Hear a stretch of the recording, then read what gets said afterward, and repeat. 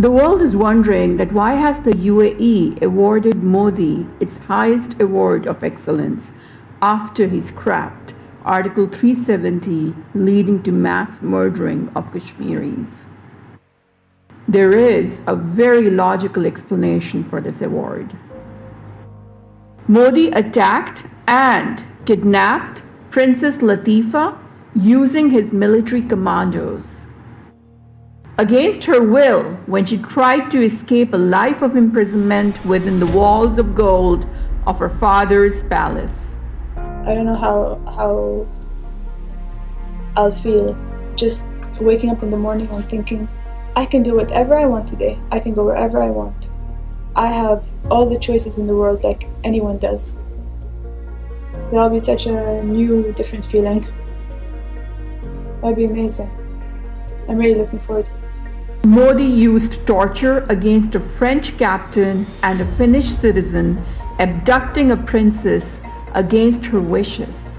Guys tried to escape. But first, if I could just ask you, a lot of people would look at the lifestyle in Dubai and say, you know, a sheikha, a member of the royal household, surrounded by luxury.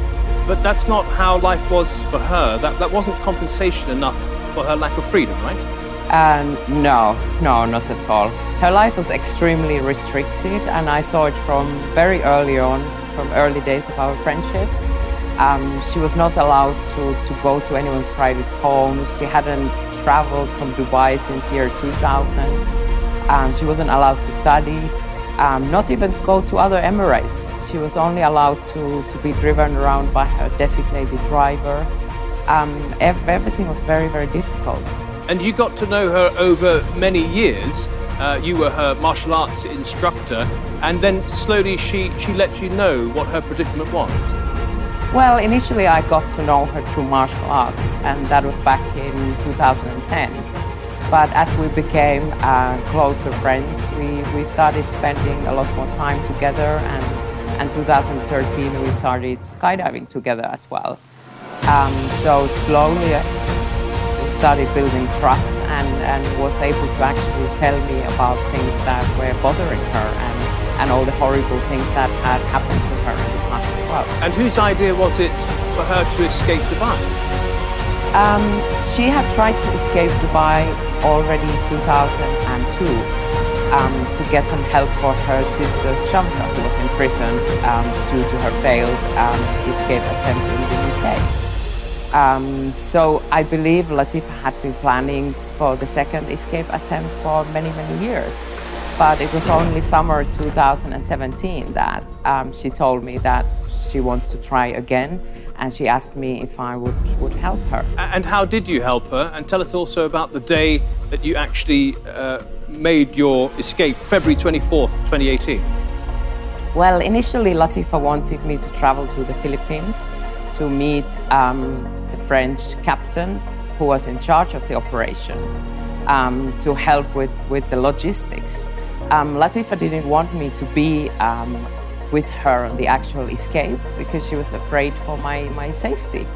But I told her that, you know, I wouldn't miss this kind of opportunity for an adventure together for anything. I actually wanted to be there with her. And tell us about the day itself. It was, you know, it sounds incredibly exhausting, starting with how you got out of Dubai. Well, we met early in the morning in a cafe outside Dubai Mall. We had previously done early morning breakfasts so that the driver wouldn't suspect anything. We basically went inside the cafe, and Latifa went to the bathroom to obviously change her look, get rid of her abaya. And I drove her to Oman, to the capital of Oman, to Muscat. And over there we took a dinghy to international waters. And around 15 miles out, the captain and one of his crew members came to pick us up with jet skis. And it was another 3 or 4 hours journey to the yacht. Now, when you say the captain, you mean Hervé Joubert? Yes, I mean him, yes. Okay, and by the time you got across, 30 miles of water, you must have been pretty exhausted. Were you relieved to be on his yacht? Yes, it was a really long day. We had started off from Dubai around 6:30 in the morning, and it was sunset when we reached the yacht. So we were exhausted but happy. You know, Tina, Here's how it all happened. How Modi harassed and inflicted injuries to unarmed civilians who were just seeking a political asylum in international waters. alleges that Hervé Joubert, the French captain, had then went on to ask for a ransom. He categorically denies that, says he was just trying to help Latifa. And here he is describing to us the raid on his yacht. Very brutal, military-style attack. My crew was beaten. Latifa was screaming. They pulled her out of the boat. She was kicking and screaming. I was beaten for 45 minutes. They left me with a head injury. I was bleeding. The crew told me that I was unrecognizable. All swollen up, swollen, blue, black, red, whatever. Well, Tina was there that night on the yacht with Latifa and Hervé. Tina, who boarded the yacht and how did they treat you once they got on board? It was Indian commandos, and I saw Indian Coast Guard ships around the yacht. When they boarded the yacht, I was downstairs in our cabin with Latifa, and we were forced to come out as the cabin filled with smoke. And as soon as we were met by those commandos, me and Latifa, we separated.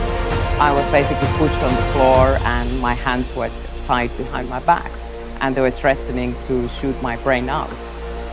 The treatment was horrible. I was witnessing Latifa kicking and screaming as she was taken away from the yacht. She kept on repeating how she's seeking political asylum, but her pleas were obviously ignored. I also witnessed the crew being beaten up in front of my eyes. It was one of the most horrible experiences I've gone through. And to be clear, there was a role there for the Indian Coast Guard, or commandos as you put it, because you were heading in that yacht to Goa in India, right? And you never made it. We were still in the international waters when the attack happened. But the aim was to get to Goa, yes. And once they took you off the yacht, Latifa, you and Hervé Joubert, what happened? Well, basically, Latifa was taken off the yacht. Hervé, myself, and the crew were basically taken by boat to UAE. And Here's Modi's award for his brutality against an Arab princess who wished to be free to pursue her legitimate dreams.